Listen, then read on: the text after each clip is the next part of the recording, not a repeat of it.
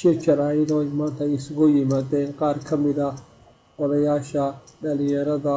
haweenka mutacalimiinta ka soo jeeda beesha dir ee ku nool dalka Ingiriiska intaas oo ay goobjoog ka ahaayeen suldaanka guud ee beesha dir odayaal kale waxay dhammaantood ka hadlayeen dhibaatooyinka ka dhacay maalmihii ugu dambeysay shabeellada hoose hadaladii odayaashaas ku hadlayna waxaa ka mid ahaa shir jaraa'id oo maanta ay isugu yimaadeen qaar ka mid ah odayaasha dhalinyarada haweenka mutacalimiinta ka soo jeeda beesha dir ee ku nool dalka arrinta ka socota shabeellada hoose iyo dagaalada anigoo ah afhayeenka ama ninka ku hadlaya marka dir laga hadlayo ama dirka magaceeda laga hadlayo madaxweyne dir anigoo ah oo dee dirtu ama dirku wuxuu leeyahay baha badan buu leeyahay marka anu waxaan ahay odayga madaxweyne dir marka laga hadlayo curadka dirtaan ahay haddaba waxaan ugu baaqaynaa dagaalka ka soconaya magaalada marka iyo agaarkeeda ama shabeellada hoose in dagaalka nabad lagu dhameeyo beelaha Soomaaliyeed weligoodba nabad bay ku noolaayeen dagaal horaa waxaa loo yidhi wiil baa ku dhinta ee wiil kuma dhasho Soomaalidu deegaanka way kala leedahay qolo walba meesha ay degan tahay inay magaranaysaa ku ekaato oo dhul ballaarsi iyo dhul kale oo dad kala degan yahay in lagu duulo ama la qabsado dee Soomaali dagaal bay ka soo daashay in badan la dagaalamayay waqtigii maanta laga bixi lahaa dagaal beeleed weeyaan waxaan ugu baaqaynaa dhammaan dadka halkaa degan nabad baan ugu baaqaynaa dowladda dimuqraadiga Soomaalida iyo madaxweynaha xasan sheekh maxamed waxaan leenahay dowladda dalka ka mas'uula ummadda iyada nabadgelyadeeda ka mas'uula dowladdu ha dhex gasho ummadda si nabad iyo khayr ku jiro ha ku dhamayso inay beelbeel ku duusho iyo nabadgelyada dowladda ayaa mas'uul ka ah haddaan nahay bahweynta dir ee degan dalkan Ingiriiska UK waxaanu ka codsanaynaa dagaalka ka soconaya marka ama shabeellada hoose in degdeg loo joojiyo oo nabad iyo heshiis la wada galo dowladuna ay soo dhex gasho waa mahadsantihiin assalaamu calaykum dhammaanba dadweynaha sharafta leh ee na dhegaysanaya iyo kuwa na daawanayaba dhammaantiinba walaalayaal habeen wanaagsan kuwa ay u tahay habeen iyo kuwa ay maalin u tahayna maalin wanaagsan waxa aanu maanta halkan iskugu nimid bahweynta direed waxaana aanu halkan ka soo saaraynaa baaq nabadeed waxa haddaanu warbixin idinka siiyo waxaa saaka 6dii subaxnimo ka dhacay magaalada Janaale in weerar lagu soo qaaday ciidan ku labisan adreeska dawladda isla markaana aan la garanayn ciidankaasi cid uu yahay waxa kale oo ay soo weerareen ceel wareego oo iyadana 6dii subaxnimo ay weerar ku soo qaadeen waxa kale oo weerar ku soo qaadeen number 60 goobta la yiraahdo isla goobahaasi oo dhan beeshu way iska caabiyeen ilaa hadda wax dhimasho ah waxa na soo gaaray annaka dhinaca bahda direed 2 qof ayaa ku dhintay dhaawacuna aad ayuu badan yahay haddaba bahweynta beesha direed oo arintaasi aad iyo aad uga xun waxa aanu shalay halkan ka iclaaminay inaan ugu baaqnay beesha direed inaan nabad aanu mar walba beelaha shabeellada hoose oo dhan aan diyaar la nahay dawladdu markii ay maqashay baaqayagii shalay toole aanu sii daynay waxa saaka 6diina loogu jawaabay xabad marka arintaasi wax naga qabta haddaan nahay bahweynta direed arintaasi waxa aanu ka sugaynaa cidda weerarka soo qaaday in aanu dawladda aanu la kaashano isla markaan anagoona garanayn dadkaasi oo ku labisan direeska dawladda cidda hogaaminaysa anaan u aragnay inay yihiin dad argagixiso ah waayo lama arag bil rabadaana dad 6dii subaxnimo dad muslimiin oo guryahoodii jooga soo weerara oo hub iyo dumarkii oo dhan barakiciya oo goobtii oo dhan gilgila oo ka dhiga wax carara iyo wax burbura iyo wax la gubo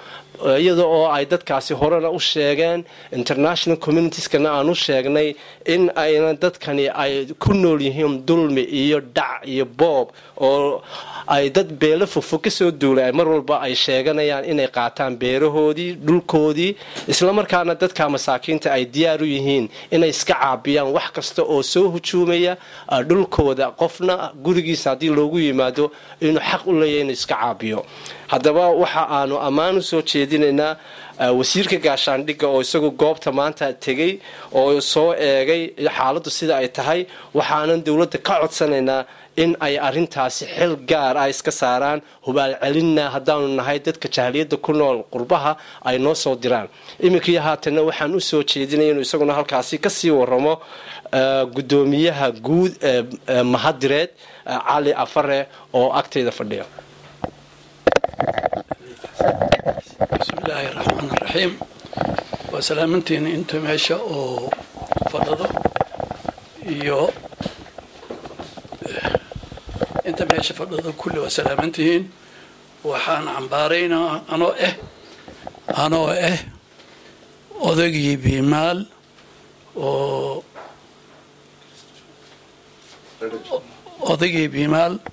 oo beesha biimaal odageeda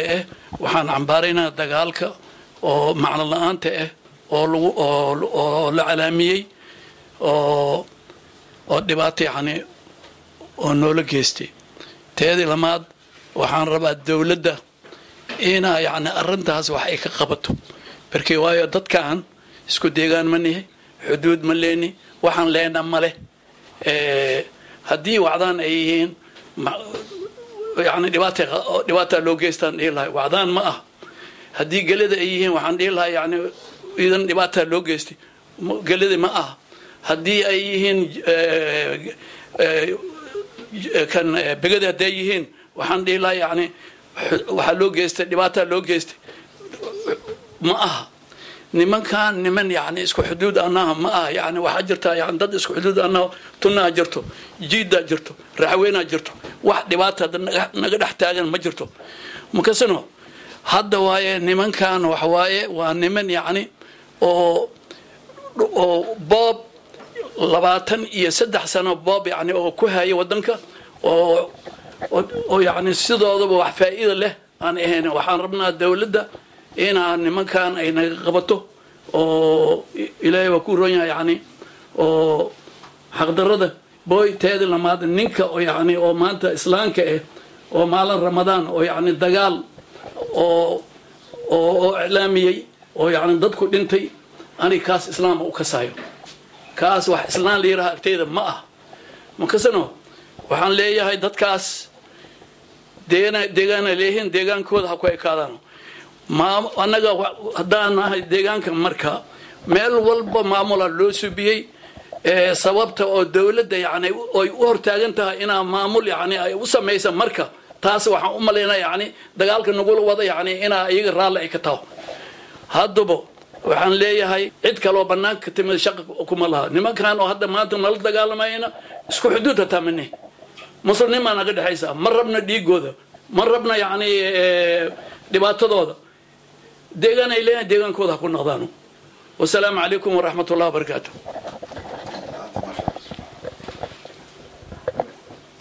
بسم الله الرحمن الرحيم walaalayaal waxaan doonaynaa inaanu idiin soo jeedino dhibaatooyinka ka taagan gobolkan shabeellada hoose oo na taabatay annagoo oo ka wakiila oo afkii ku hadlaya madaluugdir oo caawa halkan ay i keentay inaan shucuurtayda ka muujiyo dhibaatada ummadan masaakiinta ee degan ee nabadda jecel ee weligeedba nabadda ku taami jirtay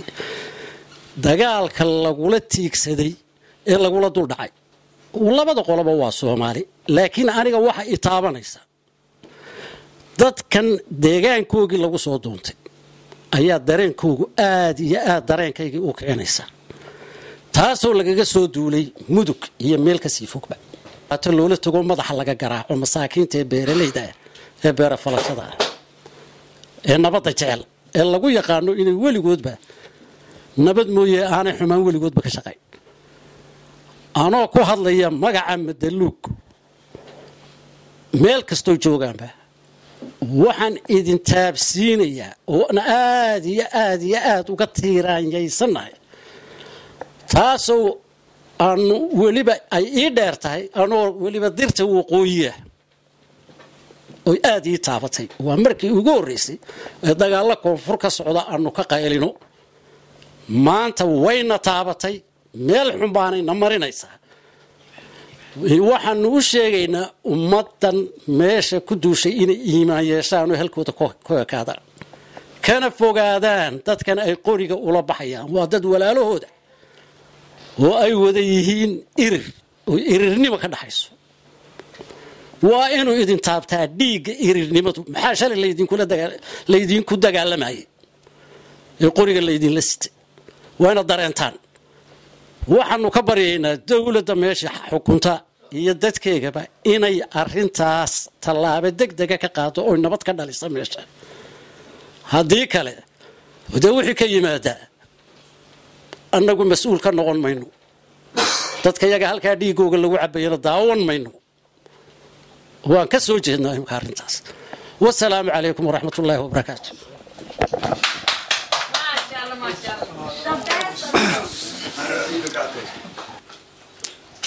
dhammaan waxaan idinku salaamayaa salaanta islaamka assalaamu calaykum waraxmatullaahi wabarakaatu waxaan ku bilaabayaa magaca ilaahay bismillaahi raxmaani raxiim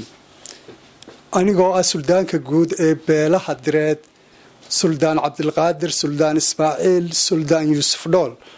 waxaan dhammaan beelweynta ama beelaha direed ugu baaqayaa meel kastoo ay joogaan nabad waxaan leeyahay ilaaliya nabadda waxa aan leeyahay meel kastoo aad joogtaan dadka idinla degan ee dariska idinla ah wanaag kula noolaada iyo nabad waxaan dowladda kala hadlayaa